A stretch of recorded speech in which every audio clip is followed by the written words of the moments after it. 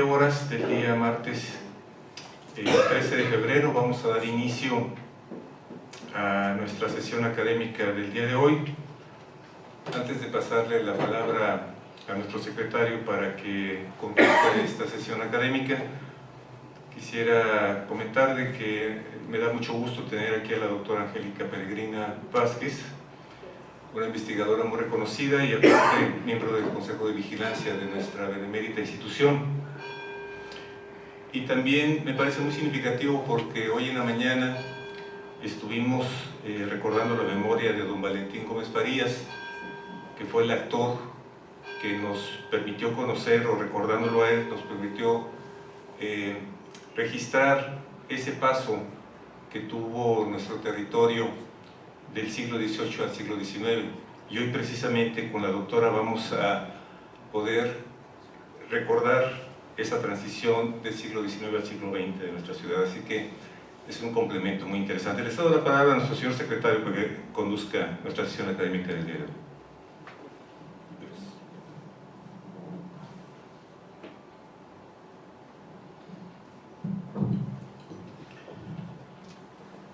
Bien, muy buenas noches.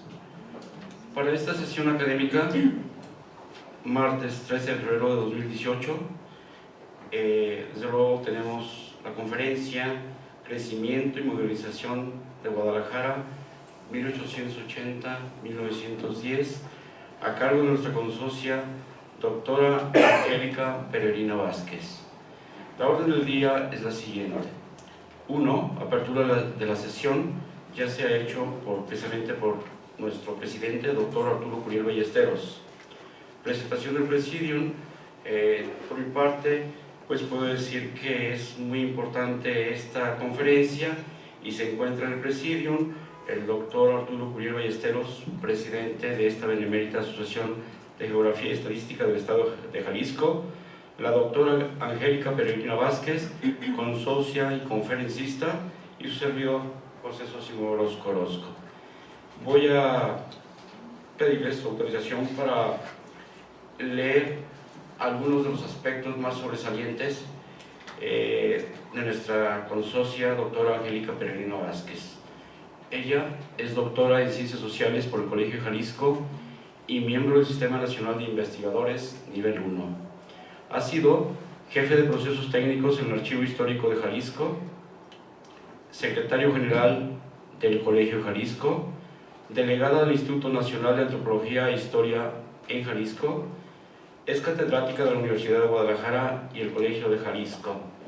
Entre sus publicaciones, que son muchas, desde luego muy importantes, se encuentran Ramón Corona y la Educación Pública, la Escuela Normal de Jalisco en su centenario, Educación Superior en el Occidente de México, siglo XIX, formación de profesores de Jalisco.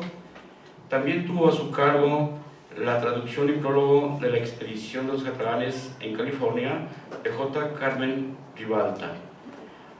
Algunas de sus obras publicadas en colaboración son Jalisco, una historia compartida, Jalisco en la conciencia nacional, Viajeros anglosajones por Jalisco, siglo XIX, Cartas de catalanes por el occidente de México y Jalisco, sus historias. En coordinación con otros autores, llevó a la prensa Presencia Catalana, Huellas de Catalanes en México, así como Patrimonio y Modos de Vida. Dirigió en forma conjunta 6 volúmenes de la Historia General de Jalisco en el año 2015. Las distinciones que ha recibido, desde luego entre ellas, porque deben ser bastantes: Medalla Ramón García Ruiz como Premio al Mérito Académico, otorgado por la Benemérita y Centenaria Escuela Normal de Jalisco en el año 2010. Galardón a la Mujer en la Educación, año 2016, otorgado por el Grupo Promomedios de Radio. Continuando con nuestra sesión, pues cedo la palabra a nuestra conferencista y consocia, doctora Angélica Peregrina Vázquez, para que pues nos haga saber todos sus conocimientos que usted tiene. Muy buenas noches, Muy agradecida por su amable presencia y muy agradecida con la Sociedad de Geografía y Estadística que me da la oportunidad de platicar con ustedes sobre un tema que realmente me apasiona, como es la historia de la ciudad de Guadalajara. Realmente mañana se cumplen 476 años de la fundación de Guadalajara en el Valle de Atemajac, valle que vemos en esta imagen de satélite. Quise hablar más bien de una etapa que considero muy importante, que se precisa justamente en este periodo que conocemos como el Porfiriato, por los cambios que en esta etapa se dieron, que me parece que cambiaron el derrotero de Guadalajara. Haremos primero un muy rápido repaso. Guadalajara en el siglo XVI pues se concretaba a unas cuantas edificaciones, ¿sí? Tenemos aquí las barranquitas, el río San Juan de Dios, que nace en el sur, en el Lago Azul, y la ciudad se funda en la margen izquierda del río San Juan de Dios. Entonces es hacia el poniente, hacia donde la mancha urbana se va extendiendo desde el siglo XVI. En el siglo XVIII vemos cómo la ciudad conserva justamente esta característica de su disposición de manzanas en damero o tablero de ajedrez, manzanas cuadradas, con aquí el norte está hacia el otro lado. Aquí tenemos el río San Juan de Dios y Guadalajara ya empieza a ser flanqueada por estos conventos en cada uno de los puntos cardinales, ¿sí? San Juan de Dios, el Carmen, aquí Santo Domingo y San Francisco. En 1800, Guadalajara y sus barrios, bueno, vamos viendo que la mancha se sigue extendiendo hacia el poniente y hacia el oriente, pues son estas zonas del barrio de Analco y San Juan de Dios, que desde el siglo XVI eran consideradas la zona marginal de la ciudad. Están los barrios de Indios, Mexicalcingo, acá al norte está Mezquitán, pero la ciudad sigue creciendo hacia el poniente. En 1860, un año en el que la guerra deja a Guadalajara muy herida, con grandes cicatrices, muy destruida, pero el crecimiento sigue avanzando. Y nos quedamos en 1880. ¿Sí? Seguimos viendo la mancha, aquí la Alameda, hoy Parque Morelos, el río, en fin. Aquí ya empezamos a notar cómo ciertas manzanas van cambiando de cuadrado a rectangulares. Entonces, aquí justamente empezamos. En 1880, la ciudad de Guadalajara ostentaba ya las transformaciones internas sufridas a causa de la guerra civil que afectó al país a mediados del siglo. Esta guerra rompió muchas de las características unitarias que había en la ciudad y debido a la aplicación de las leyes de reforma, las cuales determinaron la nacionalización de los bienes de la Iglesia, dio como resultado secundario la apertura de muchas calles en los conventos de religiosos o en parte de los terrenos de los mismos y por ende de las barreras que la urbe tenía hacia el poniente, con una lógica funcionalista y la preocupación por asegurar la continuidad de la traza ortogonal. La ciudad contaba entonces con 831 manzanas, poco más de 16,000 predios y en ellos 7,147 fincas. Alrededor de la ciudad todavía tenían las funciones fiscales las puertas o garitas, al sur la de Mexicalcingo, de San Pedro al sureste, San Andrés al oriente, de Mezquitán al norte, Santana al sur poniente y del Carmen al poniente. Conviene referir que los solares cuadrados que determinaron el trazo endamero de la ciudad fundacional empezaron a cambiar en la periferia, donde surgen en forma rectangular, transformación que se percibe mayormente al oriente y al sur de la urbe. Las causas de tal modificación son imprecisas, pero se puede suponer que las autoridades municipales ya no tuvieron el mismo cuidado en hacer respetar el modelo.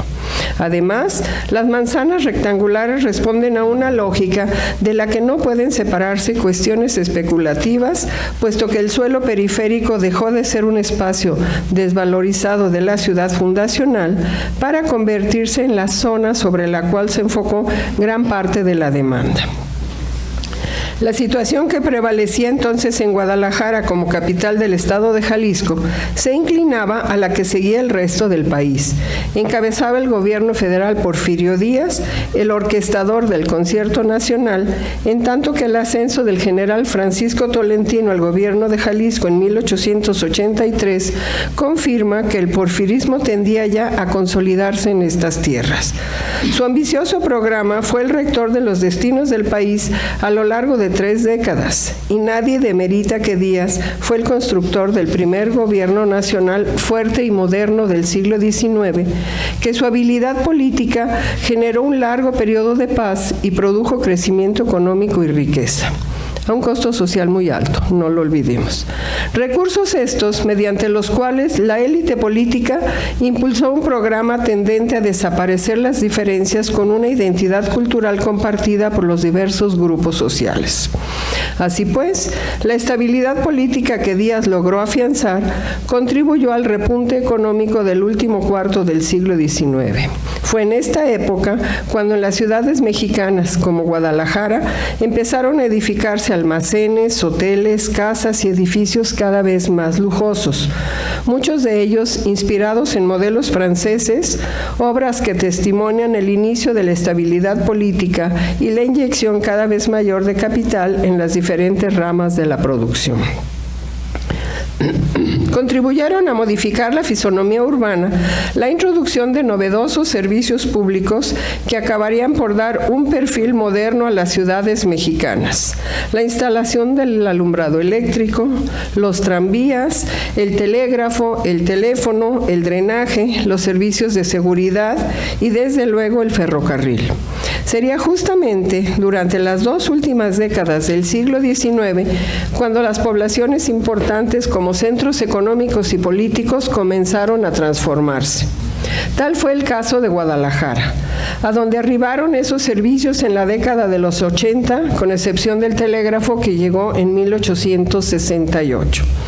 Los primeros tranvías tirados por mulas aparecieron a principios de 1878, el teléfono y el alumbrado eléctrico en 84, y el ferrocarril a partir del 15 de mayo de 1888 uniría a la capital de Jalisco con la Ciudad de México. Si en 1825 el viaje en diligencia de Guadalajara a México duraba 7 días, ahora en ferrocarril se harían solamente 22 horas. Pero sin duda, el tranvía fue el medio de transporte que más modificó el espacio urbano y los patrones culturales, porque acortó distancias, alteró el concepto del tiempo, aceleró el ritmo cotidiano y cambió las normas peatonales al obligar a los transeúntes que acostumbraban caminar por las calles por donde estaban tendidos los rieles a hacerlo por las banquetas. Además, este servicio simbolizó el tránsito a la ciudad industrial burguesa porque constituyó el armazón que relacionó los antiguos edificios del centro comercial y financiero con las zonas periféricas. Aunados estos servicios al remozamiento que recibió la ciudad durante el periodo de Francisco Tolentino, modificaron el orden y la distribución del espacio urbano que se había conservado desde la época colonial. Por ejemplo, en la plaza principal o de armas de Guadalajara se descargaban cotidianamente bultos de mercancías destinadas a las tiendas de los portales circunvecinos. Entonces, nada de raro tenía que se dejase una pila para el uso de las recuas. Pero como por las tardes la plaza seguía poblándose de catrines y jóvenes, pronto pareció más conveniente suplir el bebedero con un kiosco para una banda de música, el cual se inauguró el 13 de junio de 1882. Así pues, gracias a las transformaciones que experimentaron los centros urbanos a consecuencia de la estabilidad de los procesos políticos y sociales, así como del flujo de algunas inversiones extranjeras, propiciaron su articulación de manera más directa al mercado mundial. Asimismo, Guadalajara recibió a empresarios extranjeros que por la convivencia cotidiana acabaron por alterar las costumbres, el estilo de vida y la forma de ver el mundo de las clases media y alta de la sociedad tapatía. El lujo que rodeó a las élites porfiristas, la moda y la nueva forma de vivir que adoptaron indican que éstas no se resistieron a aceptar los patrones de la burguesía europea. Aunque debe advertirse que la influencia fue recíproca entre los recién llegados y los miembros de la sociedad receptora, así como que los extranjeros de mayor influencia fueron sin duda los franceses. Desde luego que los aires de una transformación promovida por el porfiriato se dejaron sentir a favor de las ciudades y en detrimento del campo. El crecimiento relativamente alto de la población de Guadalajara se percibe en que de 65,000 habitantes en 1869 pasó a 80,000 en 1885, incremento del 23% según las estimaciones de la época hechas por Antonio García Cubas. En el comercio de Guadalajara predominaba la importación de mercancías extranjeras de Europa, sobre todo ropa y abarrotes, y de Estados Unidos venía mercería, ferretería, medicinas y maquinaria. Los efectos nacionales provenían principalmente de Puebla, Orizaba, la Ciudad de México, Celaya, León o Tepic. Igual sucedía con la comercialización de artículos naturales o manufacturados producidos en Jalisco, como azúcar, aguardiente, tequila, manteca, maíz, trigo, pieles, aceites, etc.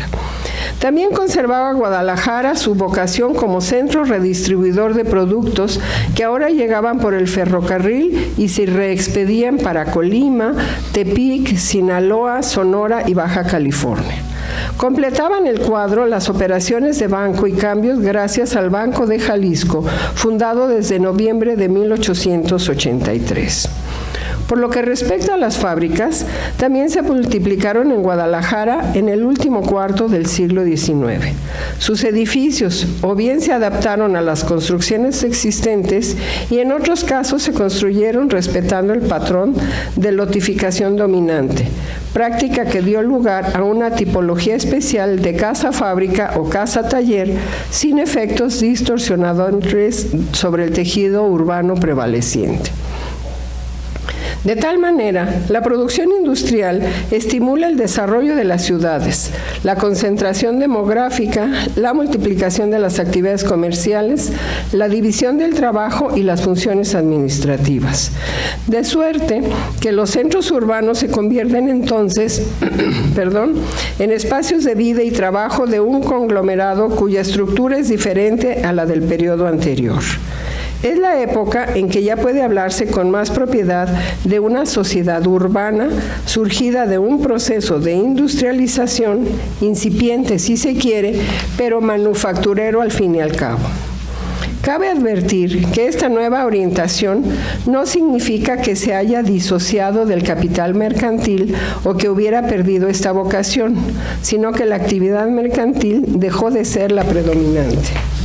Entre tanto empeño de progreso manifestado por la infinidad de artículos novedosos, por la proliferación de máquinas industriales, así como los deseos de estar a la moda europea, producto de la naciente vocación consumista de un pequeño núcleo de la sociedad tapatía, los posibles consumidores de artículos extranjeros constituían un muy pequeño grupo social compuesto por un centenar de familias, las más ricas de la entidad, y por la naciente clase media jalisciense.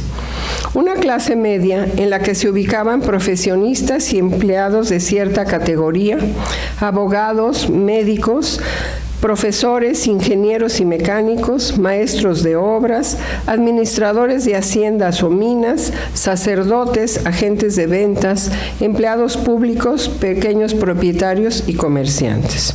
En total, de acuerdo con el censo de Antonio Peñafiel de 1895, serían unas 38,000 personas que representaban el 3.43% de la población total del Estado, estimada entonces en poco más de 1.107.000 habitantes. Por su lado, Guadalajara llegó en ese mismo año a 83.934 habitantes. Pero no hay que perder de vista la importancia de la migración en la historia de Guadalajara, que se advierte más al estudiar las fluctuaciones demográficas, pues el crecimiento natural no acusa ascensos muy marcados. Siendo aquella constante a lo largo del siglo XIX, durante el Porfiriato fue mayor la corriente de población que llegaba a establecerse en la ciudad, lo cual suscitó un crecimiento de la mancha urbana hacia todos los puntos, pero de manera especial al este y al suroeste, como podemos ver. Aquí podemos ver cómo la mancha va creciendo mucho más en el último tercio del siglo XIX. Guadalajara había llegado en ese entonces a sus límites naturales tanto al norte como al sur. Por ello, en el último tercio del siglo XIX se poblaron principalmente los espacios residuales dentro de los mismos límites de la ciudad. De igual manera, fueron integrados los pueblos ubicados en los suburbios al crecer la mancha urbana, que se identificaron en lo sucesivo como barrios, como en el caso de Mezquitán, al noroeste, tras la construcción en 1896 de un cementerio entre el nuevo barrio y la ciudad. En la última década del XIX inició el ensanchamiento de algunas calles, tarea que proseguiría durante el periodo de estudio y aún más adelante. Obras que obedecieron específicamente a adaptar la ciudad a las nuevas condiciones de uso del suelo y que consistieron asimismo en alinear algunas vías que presentaban importantes variaciones en sus ejes o calles sumamente estrechas que no permitían el paso de los carruajes. Aquí podemos ver estos nuevos edificios, la penitenciaría de Escobedo, que se construyó en los terrenos de la Huerta del Carmen, que realmente una fortaleza, sus torreones ya no existen, no la busquen. ¿Sí? Y luego cómo se parte la penitenciaría para prolongar la calle de Juárez, o del Carmen. Esto es muchos años después. Aquí ya están los dos edificios estos que se construyen en el siglo XX, que son los productos de la Revolución, las escuelas Constitución y Reforma, el Paraninfo hoy de la universidad. Aquí esta ya no existe, pero bueno. Y vemos cómo Guadalajara sigue avanzando. Y veamos el impacto del ferrocarril. Por encima incluso de los tranvías y de todas las alteraciones ya mencionadas, un cambio muy importante que sufrió la traza fue causado por la introducción del ferrocarril central mexicano el 15 de mayo de 1888. La decisión de situar la estación en un lugar céntrico trajo como consecuencia una transformación radical del tejido urbano en la parte sur de la ciudad. Tuvo también un efecto distorsionador importante en relación con la cuadrícula en las nuevas colonias que surgieron años después a lo largo de su trayecto. Su impacto sobre las actividades urbanas y sobre la conformación de las manzanas en las proximidades de la estación fue también directo. La demolición de los antiguos baños del Agua Azul a fin de realizar un jardín con el mismo nombre así lo testifica. Veamos ahora uno de los cambios más importantes en esta época, las primeras colonias. En los últimos años del siglo XIX, el crecimiento de la ciudad dejará de hacerse espontáneamente y a partir de un proceso que había consistido en la prolongación de calles y manzanas según la misma dinámica urbana lo requería, porque se introduce un factor innovador. Aparecen en 1898 los primeros crecimientos planeados denominados colonias. Es la primera expansión periférica importante que se realizó lentamente mediante la oferta de terrenos al poniente y al sur de la ciudad en las colonias que se denominaron Francesa, Reforma, Americana y Moderna principalmente. Este crecimiento rompió de manera abrupta y por vez primera la forma casi circular de la mancha urbana. Con esta expansión y primera suburbanización que propició el lento traslado de las clases dominantes, comerciantes industriales y técnicos principalmente hacia la periferia y hacia el poniente, se da también en Guadalajara un cambio del concepto de la arquitectura tradicional que venía desde el virreinato, de carácter romano o andaluz, para imitar cierta arquitectura difundida en los Estados Unidos. Con esta transformación, que se advierte tímidamente al principio en la colonia francesa, se abandona el espacio central del patio alrededor del cual se desarrollaba una casa generalmente cerrada hacia el exterior y se inicia la construcción de viviendas compactas, rodeadas de jardín, abiertas hacia el exterior y desarrolladas internamente alrededor de un vestíbulo o circulación, casas casi siempre resueltas en 2 plantas. Es un cambio rotundo que modificó la tipología de las viviendas, cambio que en Guadalajara lo inició un ingeniero norteamericano de origen alemán que se avecinó en esta ciudad desde finales del siglo XIX y aquí vivió hasta mediados del XX, Ernesto Fuchs, quien hizo este plano.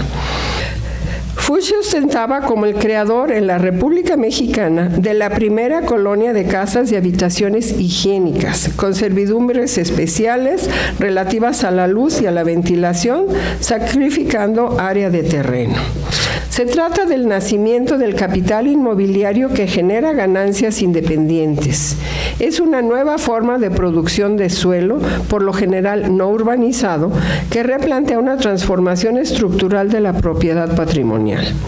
Es entonces cuando el tejido urbano se extiende consumiendo parte de los terrenos dedicados a la agricultura. Tal modelo urbanístico formaba parte de una concepción del poder que favorecía a una burguesía pujante muy comprometida con el proceso económico. Es, pues, al despuntar el nuevo siglo, cuando empezó a darse cierta ruptura conceptual y cultural del tradicional modelo reticular. Sin embargo, el desarrollo posterior de la ciudad indica que esta voluntad no estaba directamente animada por el espíritu de romper con la cuadrícula, ni por la intención de crear e imponer otro modelo. El objetivo era más bien el de marcar el advenimiento de una nueva era, para lo cual se adoptaron algunos de los conceptos del urbanismo moderno de Haussmann y del ingeniero Cerdá. Como bien afirma Eduardo López Moreno, y cito: las colonias residenciales del Poniente no nacen solo como una forma de distinción elitista. En realidad son producto de nuevos lenguajes, prácticas y representaciones de la ciudad. Las calles tradicionales que habían tenido la misma anchura se convierten en avenidas, paseos y calzadas en un intento por romper las vías de circulación que social y espacialmente eran bastante indiferenciadas. Las casas se hacen villas y chalets. Los zaguanes, patios centrales y corrales de las viviendas de los antiguos barrios se transforman en porches y en jardines. Los equipamientos públicos como el mercado y la iglesia son sustituidos por otros elementos como el jardín público y el parque. Desde esta lógica, el espacio vínculo del barrio se convierte en espacio frontera de la colonia, y lo que era un lugar para compartir muda en un lugar para separar. Termina la cita. Y la propuesta resultó exitosa. Según el plano de 1906, elaborado por el mencionado Fuchs, que vemos aquí, las colonias ya pobladas situadas al poniente de la ciudad eran la Francesa, la Americana, Hidalgo, Moderna, Reforma, así como Villaseñor y West End. Eso que está punteado es West End y la Villaseñor. Las cuales estas contrastaban con los fraccionamientos y barrios del oriente: Oblatos, Las Huertas, Somellera, La Perla, Agua Azul, San Juan de Dios, Analco y el Alacrán, donde vivía aproximadamente el 30% de los tapatíos. Más tarde surgieron las colonias Artesanos, Porfirio Díaz, y en el plano de 1905 aparece en el suroeste de la ciudad la colonia llamada Morelos, mismas que se urbanizó varios años después. A la par de esta expansión urbana, las autoridades de la ciudad y del gobierno del estado debieron ir sorteando la provisión de los respectivos servicios de agua y drenaje. Un cambio importante que se dio en esta época fue el suministro de agua a las casas, quedando como signo de otros tiempos las fuentes colocadas en lugares estratégicos para que los tapatíos acudieran a ellas para abastecerse, en el caso de que la vivienda no tuviera el propio pozo de agua. En 1902 fue creada la Dirección de Aguas y Saneamientos, a cuyo cargo estaba el suministro, así como el drenaje. Aparte, también debieron hacerse obras de saneamiento de áreas que representaban focos de infección.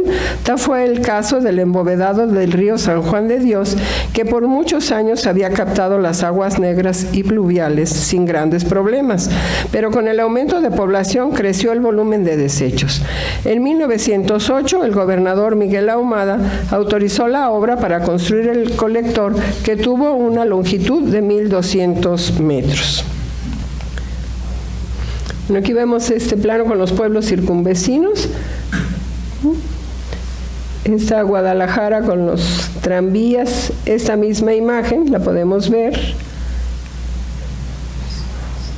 unos años después. Todo esto evidentemente ya no existe porque ahora es la Plaza Tapatía. Pero los tapatíos, bueno, ya tenían sus lugares de esparcimiento. Aquí vemos la combinación entre los caballos, los tranvías, los parroquianos que gustaban de salir a pasear en el agua azul, por ejemplo, cotidiano, los paseos los domingos. Luego vamos a las obras de saneamiento de las que les hablaba, ¿sí? El río San Juan de Dios, que era la cloaca de la ciudad, bueno, sigue siendo, pero ya no la vemos. ¿Cómo empieza a ser embovedado? Aquí vemos la estación del ferrocarril. Y aquí ya terminada la obra, la misma estación del ferrocarril, Monumento a la Independencia, la calzada Porfirio Díaz, ¿cómo se llamó? Una vista de norte a sur. Aquí vemos el Cerro del Cuatro, el Templo de San Juan de Dios.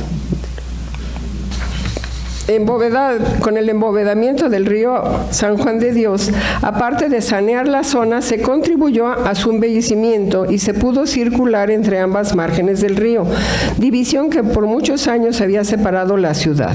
No obstante, la diferenciación social ya existente entonces entre ambas partes de Guadalajara no sería zanjada con tal obra y seguirá siendo de la calzada para allá y de la calzada para acá. Las viviendas. Aunque sea someramente, debo mencionar algo sobre las viviendas. Predominaban las casas de un solo piso. Las de 2 plantas se ubicaban en un radio que comprendía 5 cuadras a partir de la Plaza de Armas. Las casas y edificios de estilo francés que se construyeron en el primer cuadro en el poniente de la ciudad, que se diferenciaban por sus elementos de comodidad, tamaño de las habitaciones y número de anexos y mobiliario, contrastaban con las viviendas modestas de los barrios populares de San Juan de Dios, Mexicalcingo, Analco y Mezquitán. Claro indicio de que solamente un grupo reducido fue favorecido y receptor de la idea de modernidad. Cabe referir que casi todas las fincas fueron construidas con adobe, el material más usado en la región, combinado con arcos y jambas de puertas y ventanas de cantera, las famosas casas de cal y canto. En las viviendas modestas continuó en buena medida la tradición de estas casas llamadas de cal y canto por los muros aplanados y pintados con cal y alumbre y la cantera usada en los otros elementos. Sin menoscabo de las nuevas edificaciones de estilo francés, por toda la ciudad se veían ornamentos en fincas civiles y religiosas de otros estilos arquitectónicos, del barroco, gótico, romántico, renacentista y neoclásico, lo cual demuestra que a pesar de la influencia francesa durante el Porfiriato, este estilo no predominó, sino que coexistieron varios. Por otro lado, en esta etapa el gobierno procuró que la imagen de la ciudad se mejorara, para lo cual concedió exenciones de impuestos por un periodo de 10 años a las fincas que fuesen remozadas o a las que se construyeran. Vale referir que la principal fuente de ingresos era entonces el impuesto a la propiedad raíz, que había sustituido a las de las alcabalas desde 1888, de modo que la prerrogativa resultó bastante atractiva para los propietarios. A manera de conclusión, la transformación urbana y la multiplicación de los servicios dio a los citadinos privilegios con respecto a los que vivían en el medio rural, pues el campo se hallaba muy relegado. Desde las postrimerías del siglo XIX y la primera década del XX, Guadalajara era una de las ciudades del país donde la vida cultural era más activa. Había varios periódicos, las agrupaciones literarias, científicas, estadísticas e históricas se multiplicaron. Se fundaron escuelas normales para hombres y para mujeres, y las escuelas profesionales y colegios privados atraían jóvenes no solamente de Jalisco, sino también de los estados de Sinaloa, Sonora, Durango e incluso más allá. El crecimiento demográfico de Guadalajara era la expresión de una nueva situación, de la conjunción entre esa fase de desarticulación y el inicio de una nueva modalidad de articulación económica. El Porfiriato, como sabemos, fue el diseñador de una nueva y rotunda reorganización del espacio nacional, en la que el ferrocarril jugó un papel protagónico. Así, en la geografía económica que trazó el Porfiriato, Guadalajara se convirtió en una bisagra que enlazaba dos mundos, dos espacios distintos. Por un lado, en la ciudad se concentraban y de ellas salían los productos agropecuarios que provenían de diversos ámbitos del mundo rural. Por otro, a través de ellas se facilitaba el ingreso de una serie de productos industriales provenientes de distintas regiones del país, que en varios casos compitieron hasta destruir algunas manufacturas de la región. De cualquier manera, la base de esta articulación comercial estaba en los productos agropecuarios de la comarca. Este papel de la ciudad fortaleció la tendencia no solo del crecimiento, sino también de la primacía urbana, al plasmar un tejido urbano cada vez más centralizado en una sola ciudad. En 1900, los 100,000 habitantes de Guadalajara representaban más del doble de cada una de las capitales de los demás estados del occidente. En 1910, la ciudad se extendía en una superficie de 1,220 hectáreas, tenía 16,395 casas y alcanzó la cifra de 119,468 habitantes. Se coincide, pues, con los autores que señalan que las ciudades como Guadalajara se modernizaron hasta finales del siglo XIX y principios del XX con la aparición del telégrafo, el teléfono, el tranvía eléctrico y el automóvil. Así, aseveran, por otro lado, que un centro urbano deja de ser tradicional cuando su población aumenta hasta 10 veces, cuando crece su perímetro gracias a la introducción de un transporte moderno, cuando el espacio se convierte en un complejo de distritos urbanos y zonas libres, cuando sus áreas residenciales y de trabajo industrial ya no están ubicadas en un mismo lugar, sino en distritos separados, y cuando los trabajadores disponen de un gran margen de elección de empleos y ocupación. En consecuencia, 4 serían las partes que integran la gran ciudad: el complejo comercial y de negocios en el centro, las zonas industriales y fabriles en la periferia, la parte destinada a la vivienda con los servicios inherentes y los espacios libres. Muchas gracias.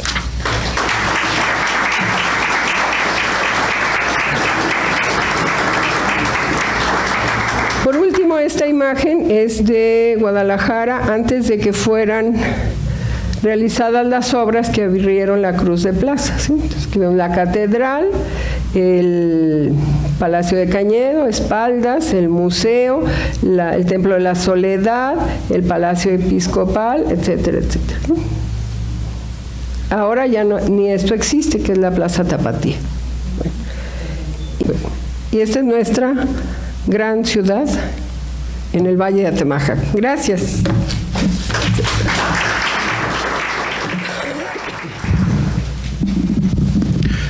Bien, continuando con esta magnífica conferencia, en este punto de la participación de la conferencista doctora Angélica Peregrina Vázquez, pues amablemente ya nos ha dicho que sí nos contesta unas preguntas.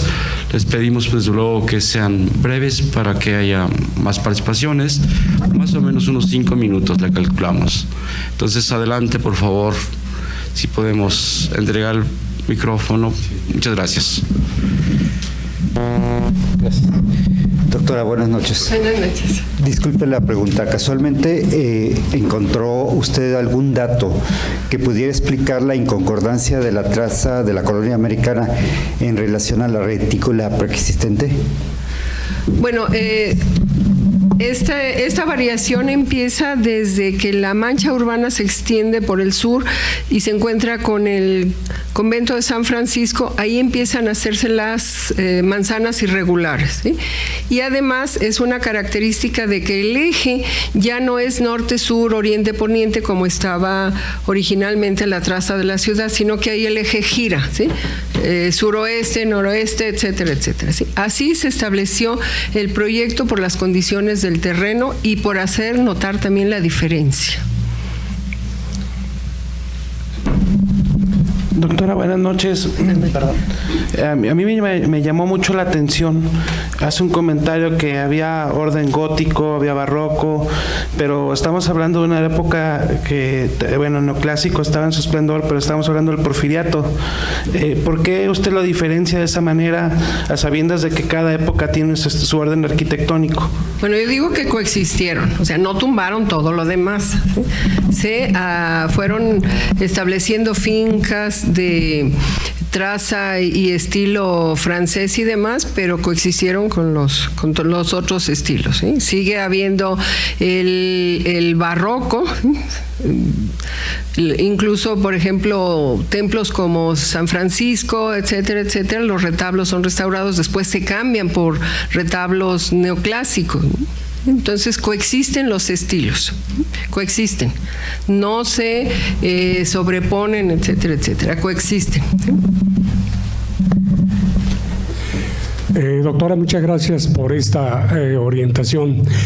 Estoy coincidiendo con usted que de Guadalajara se puede hablar de mucha historia y muchos enfoques, pero hablar de la modernidad, justamente coincido con usted en esa época, porque fue realmente el desarrollo económico, social, independientemente del arquitectónico, que poco a poco. La pregunta es, para entender y coincidir en esa etapa que la modernidad de esta ciudad, por ahí trastocó los aspectos de la llegada de la revolución industrial y del desarrollo de la parte de manufactura, que se desarrolló a principios del siglo XIX, propiamente en la periferia.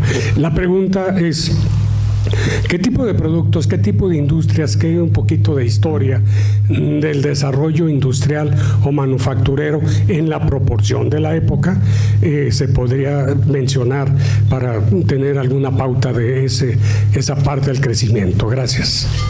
Claro, desde luego. La industria textil que en Guadalajara se establece en la década de 1840, que es resultado no del agrandamiento de talleres artesanales o obrajes, sino de inversión de dinero ganado, sobre todo en actividad económica, ¿sí? De las familias pudientes de Guadalajara que traen maquinaria inglesa, técnicos ingleses, se establece. El caso más claro es el de la fábrica de Atemajac, que se establece también como colonia fabril, con esta característica de que a un lado de la fábrica se establecen las casas de los trabajadores, ¿sí? Para que no tengan que trasladarse, para que no se vayan de borrachera en cuanto cobran la raya el fin de semana, etcétera, etcétera.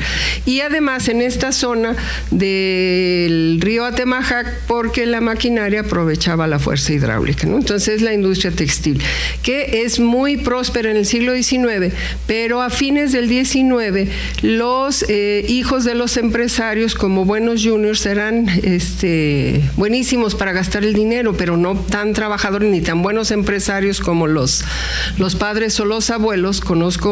Me acuerdo perfectamente el caso de Martínez Negrete, que acaban vendiendo la fábrica a estos migrantes que llegaron, los de Barcelonet, que llegaron a Guadalajara, y ellos, muy trabajadores y demás, como en inversión, pues acaparan la industria textil. Y luego van incursionando en otras ramas de la economía, en la generación de energía eléctrica, en la fábrica de papel, la del Batán, por ejemplo, que se moderniza, en fin, otras fábricas que se establecen en la periferia de Guadalajara, ¿sí? Río Blanco, la del Salto, otra en Lagos, que era de Canon Mills, etcétera, ¿sí? Entonces, todas estas fábricas tienen intereses de extranjeros que están avecindados en Guadalajara. ¿Y que hacen de Guadalajara? Pues la ciudad de su preferencia, y son los que construyen las casas en las colonias Francesa, Americana, Reforma, etcétera, etcétera. Gracias, buenas noches. Buenas noches. Doctora, uno de los planos, el primero, mencionaba, conocemos el río San Juan de Dios y pensamos que es un solo cauce, pero me tocó observar que tenía una isla más o menos adelante de lo que es la Alameda ¿cuándo fue embovedado el segundo cauce o la vertiente que cubría esa isla, ¿no? Si simultáneamente con el río San Juan de Dios o fue posterior. Gracias. Bueno, el río San Juan de Dios nace en el Agua Azul, pues ahí están los veneros. Luego tiene un afluente que era el río del Arenal, la avenida La Paz, donde está el puente de las Damas que ahora van a rescatar. Y después formaba esta parte cerca del Parque Morelos, una que se llama La Sequia, y luego ahí hace una Y. Bueno, y el río tiene 3 etapas muy claras de saneamiento y de ponerlo bajo bóveda. La de Ahumada, a partir de 1908, que les mencioné, en tiempos del gobernador Zuno, ¿sí? Y la última etapa, no recuerdo si fue con Vallarta Plata y demás, pero los terrenos que surgen de ese saneamiento, ahí se construyeron las villas de San Juan, ¿sí? Adelante de Circunvalación, eso sigue la calzada Independencia, ¿sí? Deben haber sido en los años 80 cuando mucho, ¿sí? No recuerdo el alcalde, y terminan este saneamiento y traspasa el periférico y sale a una planta de tratamiento, ¿sí?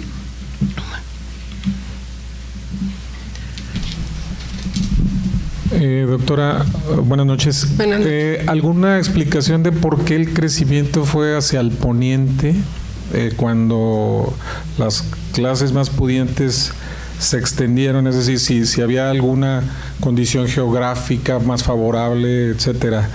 Curiosamente, varias ciudades tienen ese crecimiento más de las clases más fuertes hacia el poniente. Es algo que yo no sé si sea al azar, etcétera, pero en Guadalajara en particular hubo algo. Y segundo, el crecimiento y la migración obviamente tuvieron mucho que ver con el excelente clima de la ciudad, supongo yo, además del desarrollo industrial y todo esto, ¿no? Gracias. Sí. Bueno, Guadalajara es del siglo XVI, cuando se establece el poblamiento, es a un tiro de cañón de la margen izquierda del río San Juan de Dios. Ahí se establece se planta la cruz, el primer templo, las casas consistoriales. Y la casa de las autoridades, el llamado Palacio de Medrano, se queda del otro lado del río, igual que el convento de los franciscanos. Pero Guadalajara nace como una ciudad de españoles rodeada de pueblos de indios. Estos pueblos eran Analco, Mexicalcingo, que había un río de por medio, Mezquitán, Zapopan, Zoquipan, etcétera. Y entonces la ciudad de españoles va creciendo hacia el poniente. Y la parte del oriente, la barrera del río San Juan de Dios, pero también es de diferenciación social. Entonces la parte, digamos, de la pobrería, de los indios, etcétera, es del otro lado.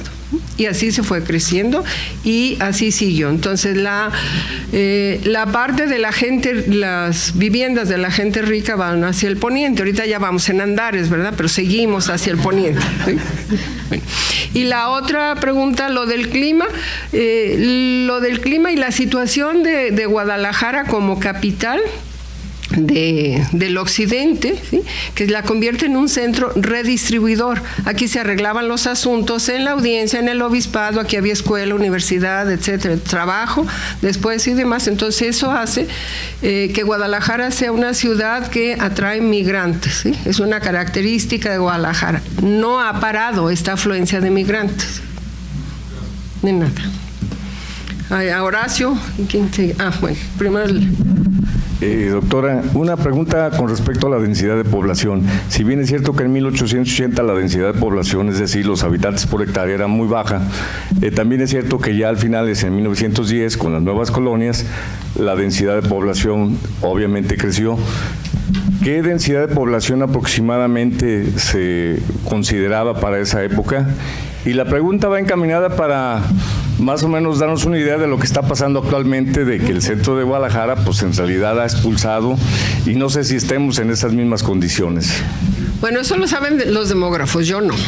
Lo que yo me acuerdo es que si Guadalajara en el año 1900 tiene 100,000 habitantes y están desparramados en 1,220 hectáreas, es por la misma situación de las viviendas, a lo sumo 2 pisos y no muchas. Entonces Guadalajara ha crecido extendida en el valle, ¿sí? Como dice el doctor Murillo, pegados a la tierra, ¿verdad? Los tapatíos, pegados a la tierra. Esta construcción de edificios de varios pisos, esto es del siglo XX y muy posterior, ¿sí? La densidad no la sé, la puede encontrar por ahí en algún dato en la propia página de Guadalajara y demás, para no echarle mentiras.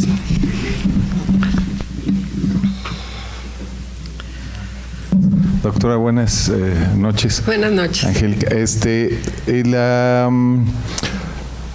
la población en Guadalajara, a diferencia, o tal vez es un error, a diferencia de otras ciudades grandes, no se mezcló tanto con la indiada, digamos, con el indigenismo, y eso se manifiesta en como está construida la ciudad, los barrios de Analco, de indios, de negros, no sé, con respecto a las clases pudientes, o es diferente, muy diferente a otras ciudades. No, sí hubo mestizaje y también mezcla con los negros. Guadalajara tuvo una población negra en el 17 muy importante, pero por la mezcla pues se fue blanqueando, ¿sí?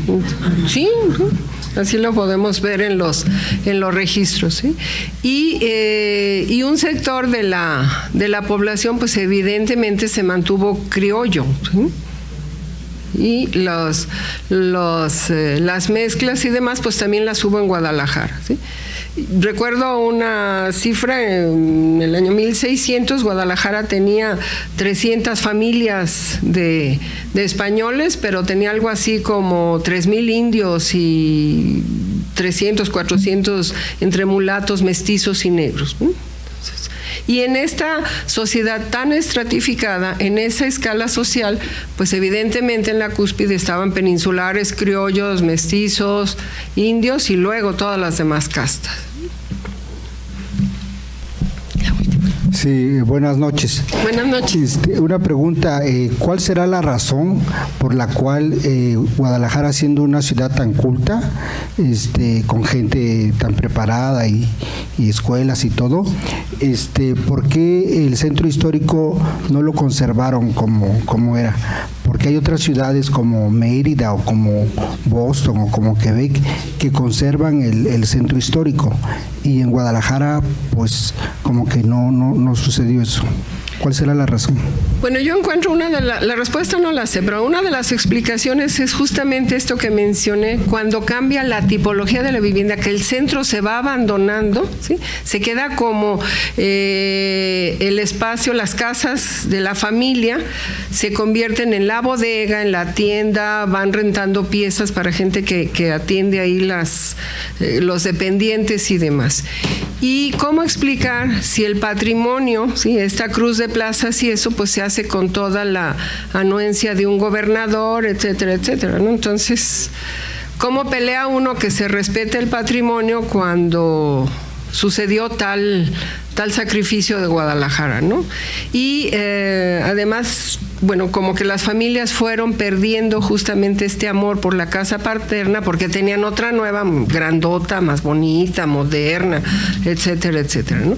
Y es un fenómeno que no es privativo de Guadalajara. Muchas ciudades, los centros se han ido abandonando. En la noche son zonas desoladas, en el día es un gran movimiento comercial, etcétera, pero en la noche son zonas desoladas, ¿no? Entonces, bueno, ahí está también la conciencia por conservar el patrimonio y porque nosotros mismos, pues en lugar de que muchos propietarios les tapen los bajantes a las casas del siglo XVIII para que el techo se colapse, pues hay que buscarle esta vocación digna sin tener que tumbarla, ¿no? Que se puede hacer. Gonzalo Villa Chávez hizo un trabajo maravilloso con algunas casas del centro. El edificio donde está la Secretaría de Finanzas en Pedro Moreno y Corona tiene las fachadas, pero por dentro le cambiaron todas las tripas, ¿sí? Entonces lo adaptaron a una función gubernativa, administrativa y demás, pero las magníficas fachadas, esas no fueron tocadas, ¿sí? No fueron destruidas. Bien, pues. Muchas gracias. Aquí se lo paso. Por razones de tiempo, lamentablemente tenemos que suspender pues esas preguntas y esa información tan valiosa por el momento. Bueno, también continuando con nuestra sesión del día de hoy, agradecemos la presencia de nuestros expresidentes, licenciada Pilar Sánchez Alfaro, el doctor Silviano Hernández González, y en el siguiente punto de la orden del día que les quiero pedir por favor si nos levantamos es la entrega del reconocimiento por el doctor Arturo Curiel Ballesteros a la doctora Angélica Peregrina Vázquez. Gracias. Sí, muchas gracias. A nombre de la Benemérita Sociedad de Geografía y Estadística del Estado de Jalisco, quisiera entregar el presente reconocimiento a la doctora Angélica Peregrina Vázquez por su conferencia, pero sobre todo con este diálogo que nos ha permitido interactuar con nuestro público en este contexto de la historia de Guadalajara, que el día de mañana cumple un aniversario más. Muchísimas gracias, doctora, por su conocimiento compartido esta noche.